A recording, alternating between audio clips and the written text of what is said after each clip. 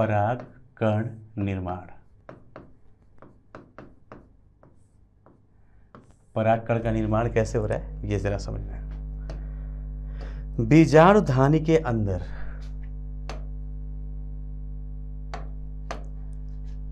परागकण का निर्माण जिम्मा किसका? परागकोश का। पिछले लेक्चर में सीख चुके हैं, वही चीज दोबारा कर रहे हैं। परागकोश के अंदर क्या था? परागकोश के अंदर था परागधानी। क्या था बच्चे? परागधानी, या इसे आप बोल रहे थे लघु बीजाणुधानी।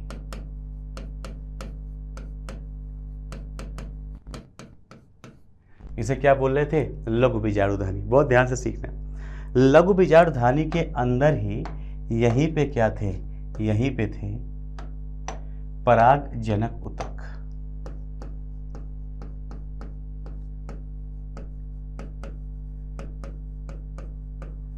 देख लो अगर कहीं पे कोई शंका हो रही हो तो। पूरी संरचना कोष्ठ के अंदर लघु बीजाणुधानी, यस और नो। लघु बीजाणुधानी के अंदर परागजनक ऊतक, यहां तक है।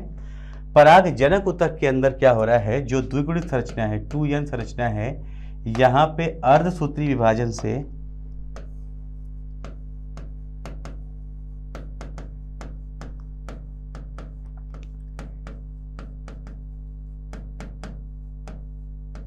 यहाँ पे अर्धसूत्री विभाजन के पश्चात परागजनक ऊतक के अंदर यहाँ पे पराग चतुष्क बनते हैं। सीधी सी बात है। देखिए, आपको परेशान नहीं होना इस वजह से, क्योंकि जब भी अर्धसूत्री विभाजन होता है बेटा, जब भी जहाँ पे भी अर्धसूत्री विभाजन होता है, अर्धसूत्री विभाजन में हमेशा सदैव 4 कोशिकाएं बनती हैं। यहाँ पे कहानी क्या चल रही है कि जो चारों कोशिकाएं बनी है ना, वो चारों परागकण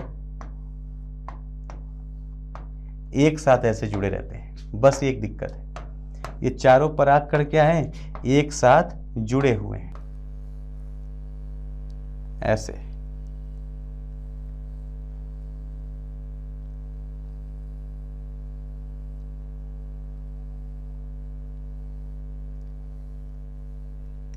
जिसे हम क्या बोल रहे हैं? पराग चतुष्क बोल रहे हैं। ये कहाँ पे बन रहे हैं? जब इस परागजनक ऊतक के अंदर यहाँ से विभाजन शुरू होता है। ध्यान से सुने, जब परागजनक ऊतक के अंदर विभाजन शुरू होता है, उस समय ये जो परागधानी है, कौन है?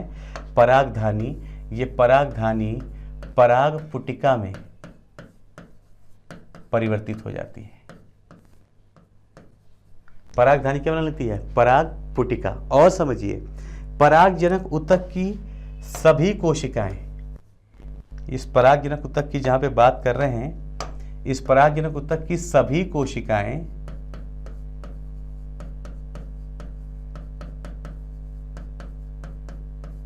विभाजित होकर, सभी कोशिकाएं विभाजित होकर, ये सभी की सभी कोशिकाएं विभाजित होकर सभी कोशिकाएं विभाजित होकर क्या कर सकती हैं? ये परागकण बना सकती हैं।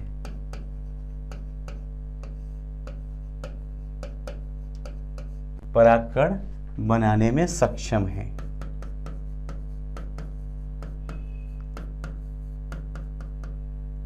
अतः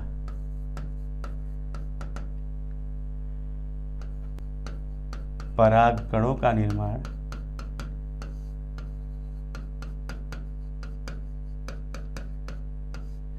हमेशा बड़ी संख्या में होता है। यही रीजन है कि हमेशा क्या होता है? बड़ी संख्या में परागकणों का निर्माण हो पाता है। क्यों? क्योंकि स्पोरोजेनस टिश्यू की हर कोशिका विभाजित होकर परागकण बना सकती है। हाँ, शुरुआत में ये पराग चतुष्क के फॉर्म में होता है। शुरुआत में ये कैसा है? चतुष्क के फॉर्म में है, जिसे पॉलन टेट्राड बोलते हैं। लेकिन आपको पता है, यहाँ पे जो टेपिटम की लेयर थी, बड़ी महत्वपूर्ण है ये होती है जनरली बहुकेंद्र की ये कोशिका।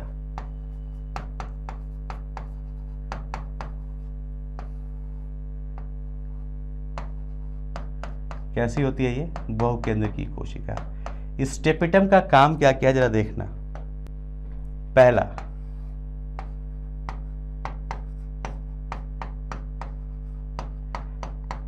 पराग कणों का पोषण। या क्या करती है, जो पराग कण बने हैं उनको पोषण देती है। दूसरा, ये स्पोरोपोलिनिन निकालती है।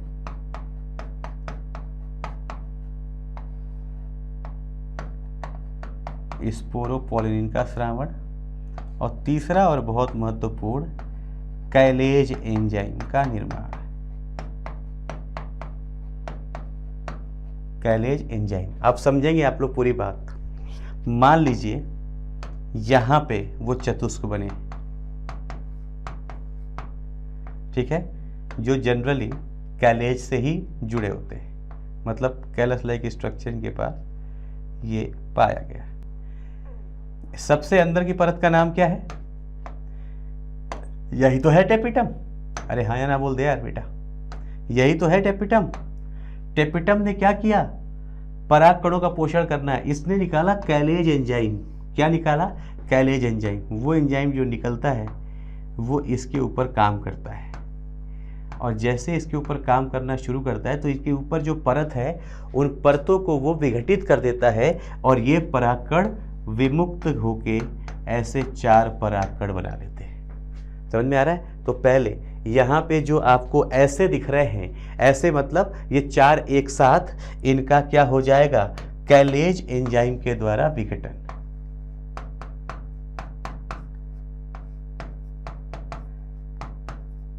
कैलेज एंजाइम आएगा और ये बन जाते हैं इस तरीके से 4 परागकण।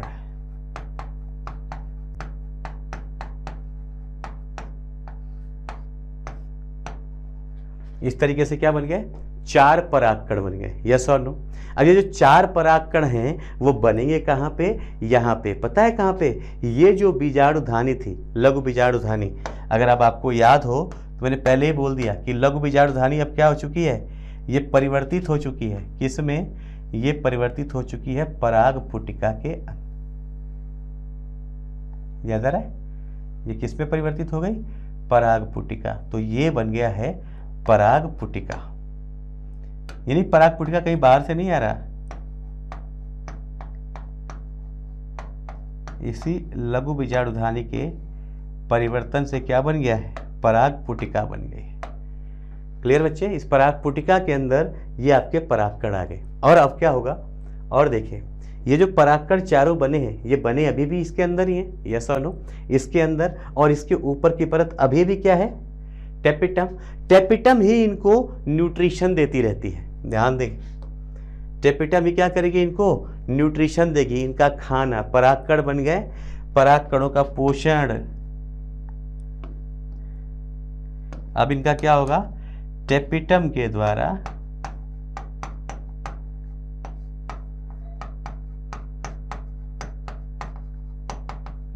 पोषण। पहली चीज, एक तो यहां पे हो गया एक काम कैलेज एंजाइम का, टेपिटम द्वारा पोषण एवं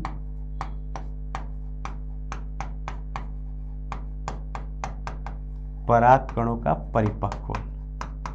अभी ये जो बने हैं ये पूरे परिपक्व नहीं है, अभी इनका क्या होगा? परिपक्वन होगा। अभी क्या हो रहा है वो भी समझिए। ये जो परागकण बने हैं बच्चे, ये जो परागकण बने हैं, ये परागकण अगुणित होगा। इसमें तो कोई संभावना ही नहीं है, इसमें तो कोई डाउट ही नहीं है कि ये कैसा होगा? अगुणित होगा। ध्यान से देखना, यहाँ पे हमने जो बात की, लिखा भी था मैंने, यहाँ पे जो बनाया हमने परागजनिक ऊतक में, ये 2n था, तो ये जो संरचनाएं बनेंगी ये कैसी बनेंगी? अगुणित बनेगी, n बनेगी। अरे हाँ या ना? क्यों? क्योंकि आपने विभाजन कैसा किया है? अणुसूत्री। तो ये जो बन रहे हैं परागकण, ये सब क्या हैं? एनप्लॉइडी वाले हैं, हैप्लॉइड प्लॉइडी वाले। यस और नो? अब बोलना है इनका परिपक्व। देखना यहाँ पे क्या हो रहा है। ये बन गया एक परागकण जो एन संरचना वाला है। अब ये बनने के बाद इस परागकण के अंदर होता है विभाजन। अब हो रहा है कौन सा विभाजन? ये आपको याद रखना है। विभाजन हो रहा है असमान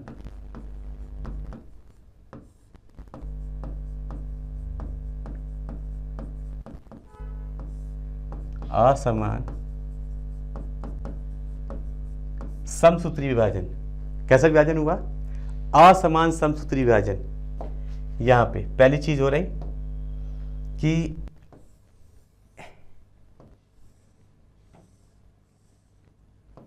यहाँ पे विभाजन हुआ, लेकिन ये विभाजन कैसा है? असमान। यहाँ पे एक कोशिका बन जाती है, यहाँ पे एक कोशिका बन जाती है। देखते रहे। ये जो अंदर वाली कोशिका है बच्चे, इसे हम लोग बोलते हैं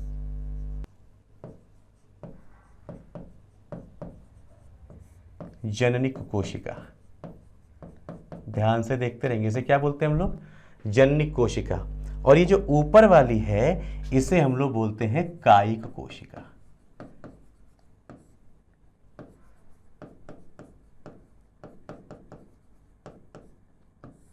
यहां पे अनियमित केंद्रक दिखाई देता है, इरेगुलर न्यूक्लियस। देखो मैंने बनाया भी है। पहचान क्या है कि इसका जो केंद्रक है वो बड़ा ही अनियमित दिखाई देता है। जननिक कोशिका की पहचान क्या है? छोटी तर्करूपी, छोटी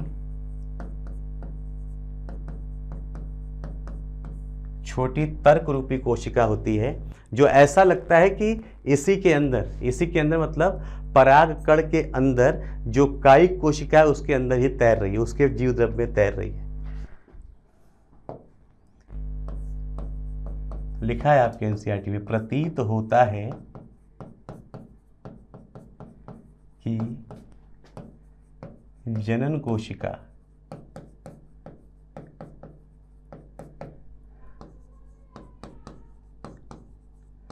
कायिक के जीव द्रव्य में तैरती रहती है। क्या लगता है कि इसके अंदर तैर रही है, ऐसा। तो अब ये दो बन गया संरचना। अभी भी ये परिपक्व नहीं हुआ, इसके बाद अभी इसका और परिपक्वन चल रहा है।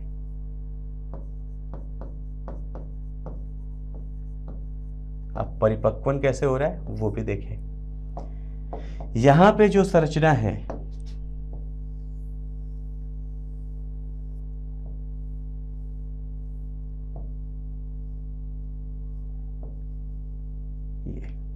इस संरचना के बाहर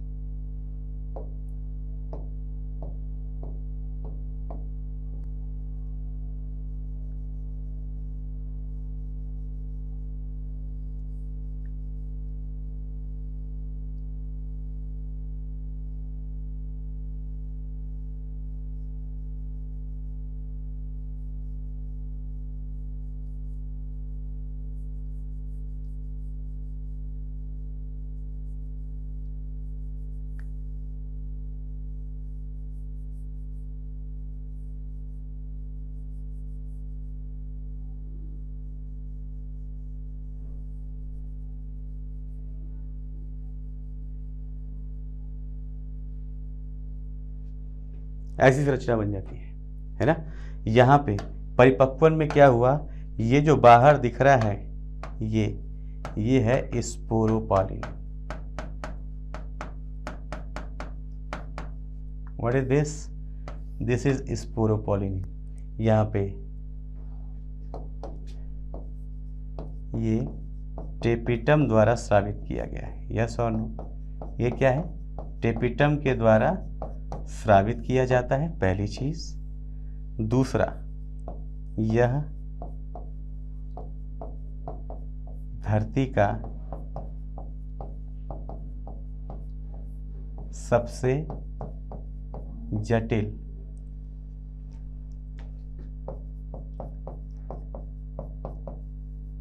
प्रतिरोधी पदार्थ है।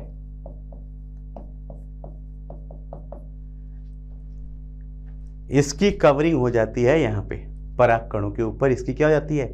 कवरिंग। हाँ, यहाँ पे कुछ जगह ऐसी होती है जहाँ पे ये नहीं पाए जाते, कुछ जगह ऐसी भी होती जहाँ पे ये नहीं पाए जाते। इन जगहों को आप बोलते हैं जनन क्षेत्र। इन जगह को आप क्या बोलते हैं बेटा? जनन छिद्र बोलते हैं। क्लियर बच्चे? तो ये आपने देखा क्या, पराग कण का निर्माण कैसे हो रहा है। स्पोरोपॉलिन बन रहा है टेपिटम के सिक्रीशन से। धरती का सबसे जटिल अवरोधी या प्रतिरोधी पदार्थ है। इस तरीके से अब जो बना है यह एक परिपक्व परागकण है।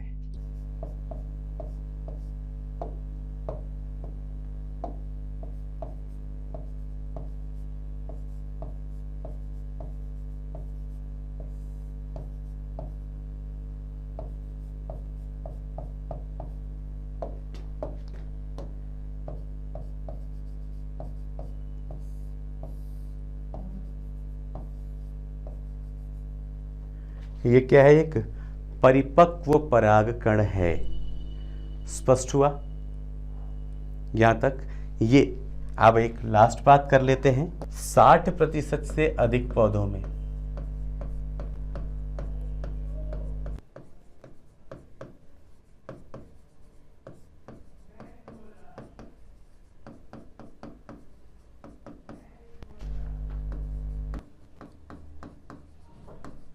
परागकण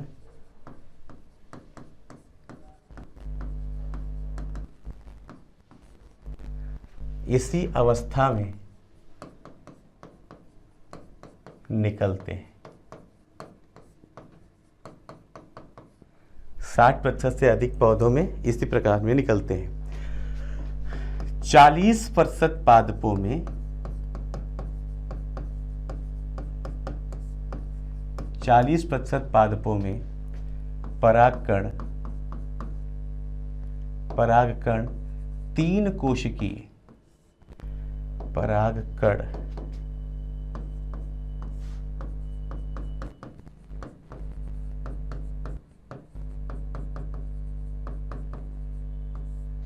तीन कोशिकीय अवस्था में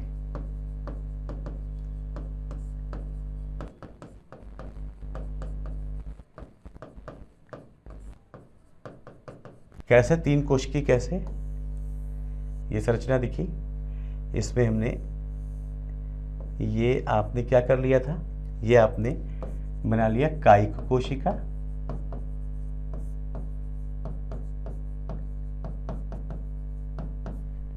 यहाँ पे जो जननी कोशिका थी ये विभाजित हो जाती है और यहाँ पे प्रॉपर इसके विभाजन से यहाँ पे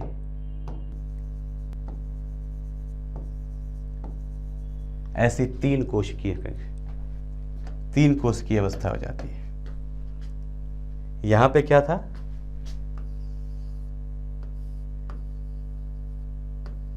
यहां पे ये द्विकोशिकीय अवस्था थी। यस और नो? यस और नो बच्चे? कायिक कोशिका और जननिक कोशिका।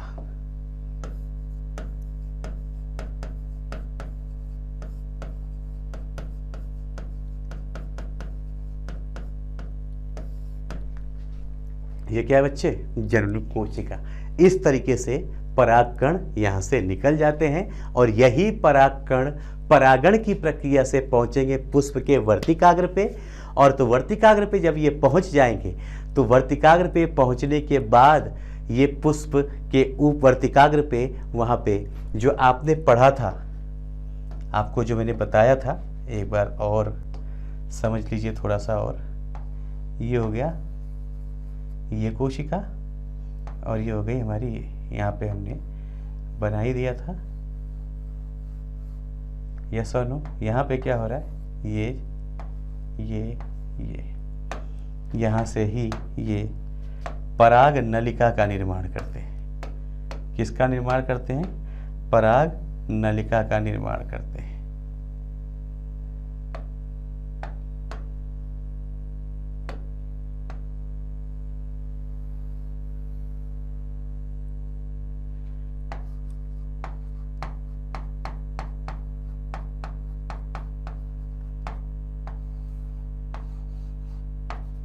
और यही पराग नलिका यहाँ पे फीमेल के अंदर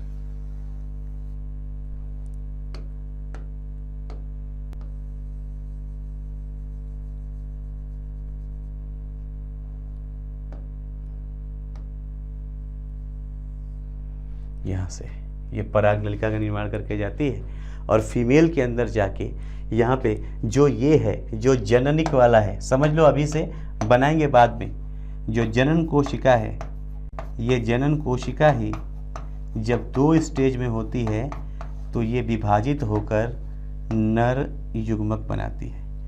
यही क्या करती है? नर युग्मक बनाती है।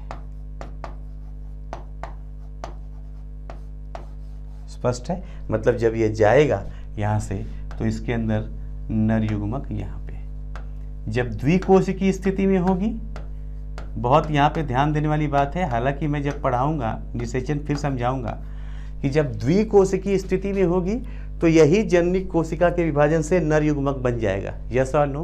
और जब त्रिकोशिकी में है तो ये दोनों पहले से ही नर युग्मक बने हुए हैं। जैसे ही ये कायिक कोशिका विभाजित होके ये बढ़ के अपना पराग, यहाँ पे पराग नलिका बनाएगी, ये नर युग्मक अंदर जाएंगे और जाके निषेचन कर लेंगे।